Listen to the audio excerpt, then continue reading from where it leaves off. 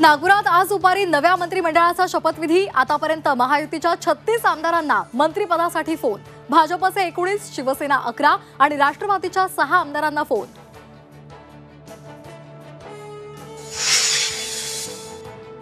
भाजपच्या 19 आमदारांना मंत्रिपदाच्या शपथविधीसाठी फोन। पंकजा मुंडे, नितेश राणे, शिवेंद्रराजे भोसले आणि मंगलप्रभात लोढा यांना बावनकुळे यांच्याकडून फोन।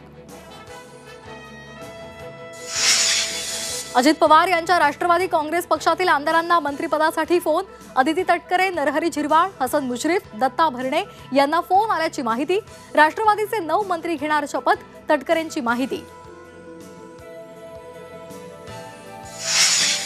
शिवसेनेचे 12 मंत्री आज शपथ घेणार।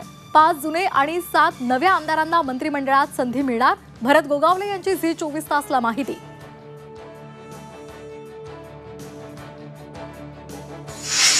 रवींद्र चव्हाण यांना भाजप प्रदेशाध्यक्ष पदाची जबाबदारी मिळण्याची शक्यता। झी 24 तासला सूत्रांची माहिती।